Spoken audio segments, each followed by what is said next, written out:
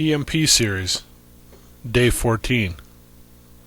Carl Fairley woke up on his homestead at 4:30 a.m., as he did most mornings. He stoked the wood stove and put the coffee on. He heard Zeb's horse approaching and stepped out onto the porch to greet him. They were having trouble lately with people encroaching on their borders.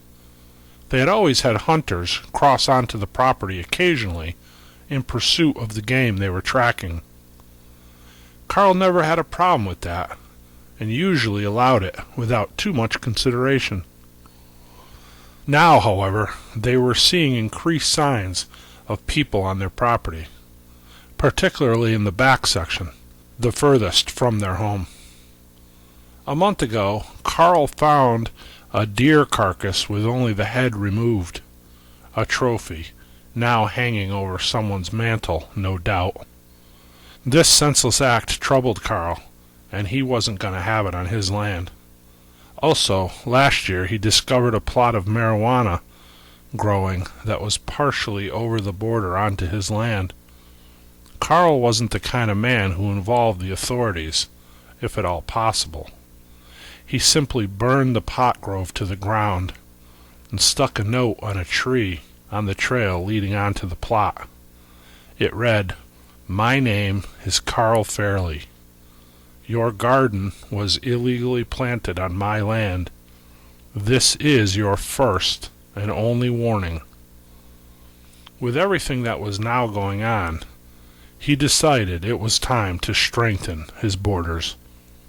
He and Zeb were loading the gear onto the pack horses for a trip around the fence line to check for breaches in their perimeter and to fortify it where they could.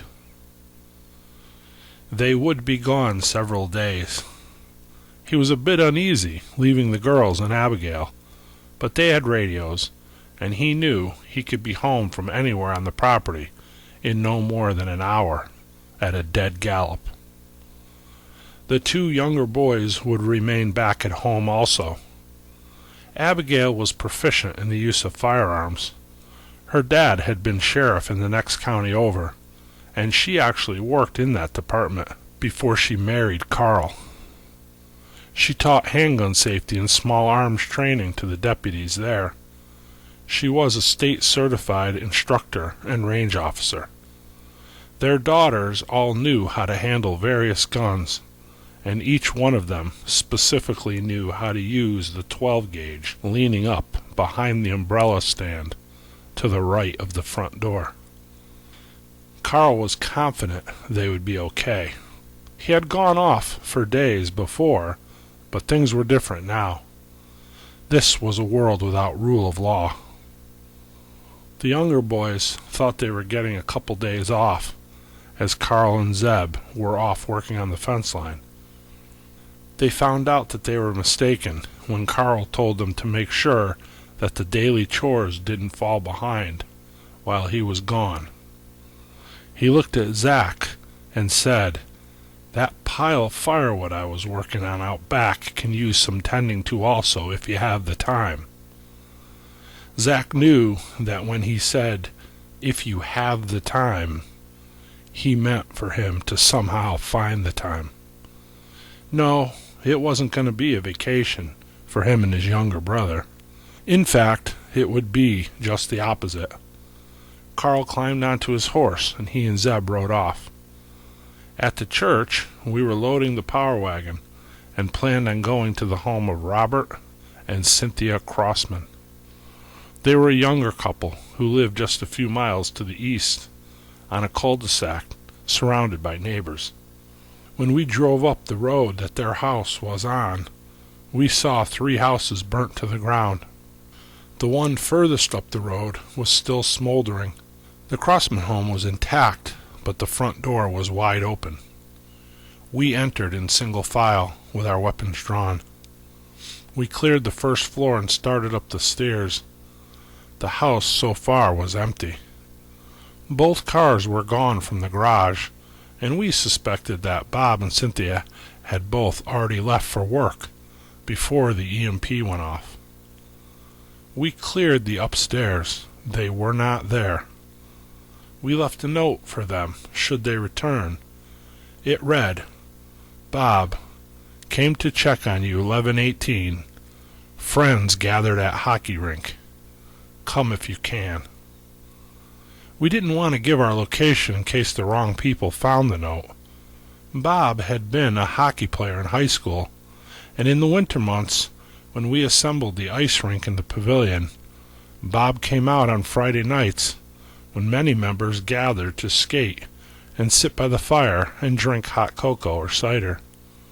He would always attempt to organize the youth group into teams to play hockey. He always took it so seriously.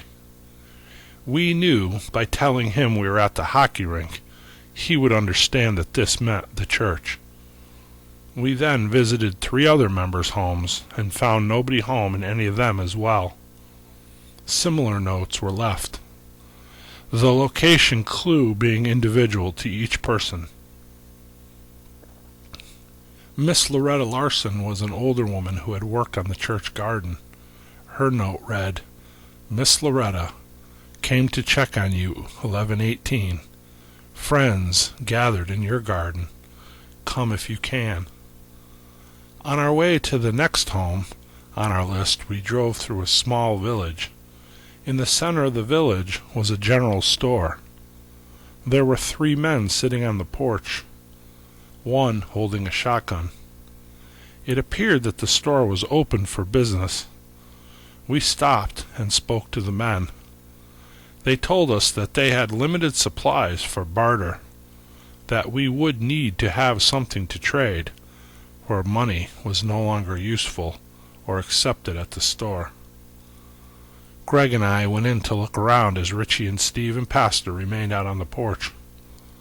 The woman behind the counter didn't take her eyes off of us the whole time we were inside, and her right hand was out of sight below the counter, possibly gripping a shotgun or another weapon of some sort. She was a hard-looking woman, and a chill went up my spine when I saw her glaring at us. I said hello, and she just gave me a quick nod. I asked her the price on a dozen eggs that sat on the shelf in the display case under the counter. She picked up a notebook and thumbed through the pages. Stopping, she replied, "Says here they want kerosene or lamp oil, or will consider someone to work on homestead in exchange for 2 meals a day." I replied that we had no lamp oil or kerosene. She promptly retorted, "Well, I guess you won't be getting no eggs then today, will you, stranger?" Then she said, "What you got of value to trade?" That was a loaded question, one I didn't want to answer too specifically. I just said, "Not much." She scowled at me. I told her I had a limited supply of double-aught buck. She managed a wry smile and said, "Well, well, do tell." She pulled out a bag of beef jerky and set it on the counter. "How limited a supply?" she asked. I told her I could part with 2 boxes, 20 rounds each. She pulled out 3 large handfuls of jerky and put them in a paper sack and tried to hand them to me. I looked down at the bag on the counter and said, "Oh, I put the value of those shells at about £1 more than what was put in that sack, ma'am." Again she scowled as she reached in, took out another handful, and placed it in the sack. I smiled and thanked her. She said, "Nice doing business with you. Come again," as I handed over the double-aught buck. I headed out the door. "Pleasure was mine, I'm sure, ma'am," I replied, as the door struck the bell as I opened it. When we drove off, Richie asked what was in the bag. I told him I got us some of Carl Fairley's beef jerky, with a smile. I recognized the bag she took it from. Abigail hand-made the bags and gave out Christmas presents in them at church. They were just simply non-distinct cloth bags made from leftover material she used to make clothes with. She always embroidered an F near the top seam. Richie asked if there was any word about Carl or his family. I said, they're okay. I read a post on the bulletin board from him advertising firewood. He gave a list of items he would accept for trade. Steve was driving and asked me if Carl was on our list. I just chuckled and said, no sir, the last thing Carl Fairley needs is us to come rescue him. We have more pressing matters. Maybe we will pay him a visit later. Carl's the one who first made Richie and I aware of the need to prep. The Fairleys lived like it was still the 1800s. Other than a few modern conveniences, you would think you stepped back in time when you went out to their place. They were true neo-pioneers, living off the land and the abundance God had given them. Carl did have an old crew cab F-350 Ford dually, which he drove his family to church in. On the homestead, he used horses and wagons, didn't even own a tractor. He put his kids to work as soon as they learned to walk, and some joked that the reason he had so many kids was for the extra help around the farm. Carl was a good, honest, hard-working individual. He was raising his children to be the same. Everyone who knew him respected him. He loved and supported his community as well. Once, a father of a young family down in the valley lost his job when the factory he worked in moved overseas. They had nothing, and Carl instructed the woman at the store to just keep giving them eggs and honey, and he would settle up with them when they rebounded. He and the boys brought them venison from a deer he shot. The young man was proud and would not accept charity. He showed up at Carl's every day at 6 a.m.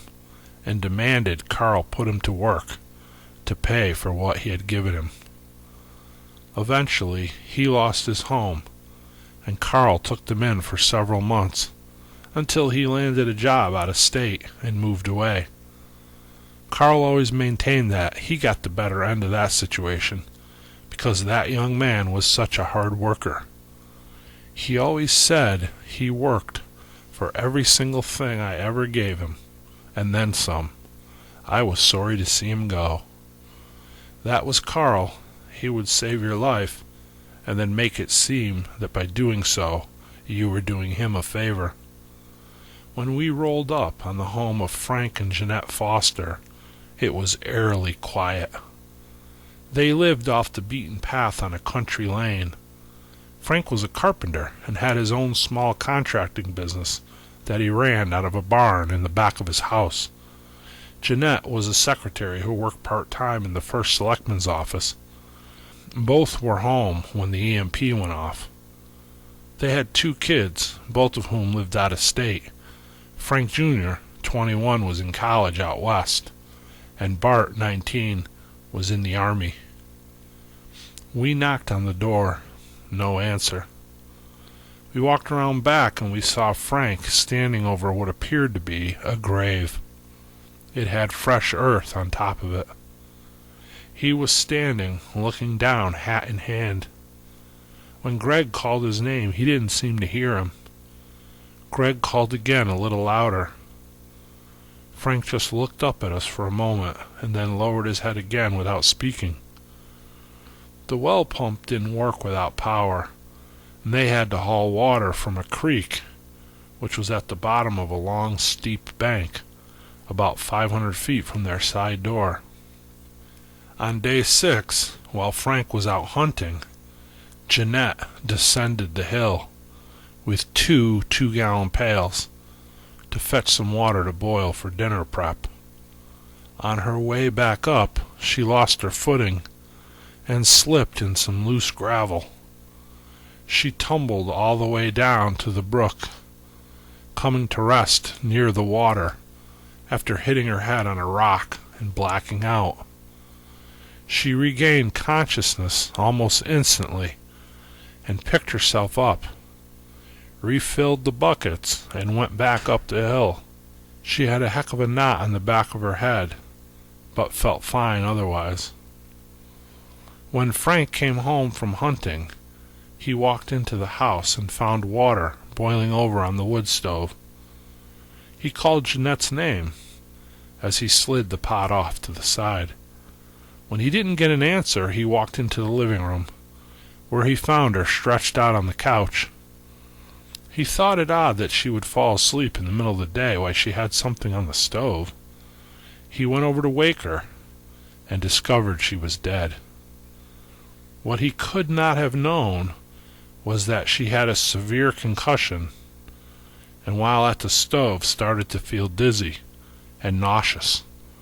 She went over to lay down and fell asleep and never woke up.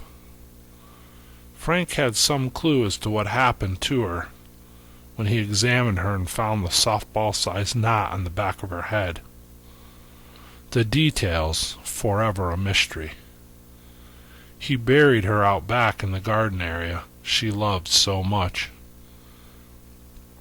Greg put his hand on Frank's shoulder and asked, "What happened, brother?" A confused Frank just shrugged and said, I don't know," as he continued to stare at the grave. "I just don't know." Pastor let him inside and they sat at the table. Frank was distraught, and it didn't take much convincing to get him to agree to come with us back to the church. Jeanette had a fully stocked pantry, and Frank had several cans of gas and 3 cylinders of propane out in his barn. He had guns and ammo, and we loaded everything we could salvage into a landscape trailer he had and headed for the church. It was dusk when we pulled in and unloaded the trailer. Our small group now had one more member, one more set of hands to work, one more mouth to feed. We gathered together as a group that evening in the pavilion. Pastor led us in prayer. We gave thanks to God for getting us all this far safely. We all knew in our hearts that we would face challenges in the times to come. We also knew that we had each other. We had a community, people that loved and supported each other. We knew that in this new world we found ourselves thrust into, we would be okay.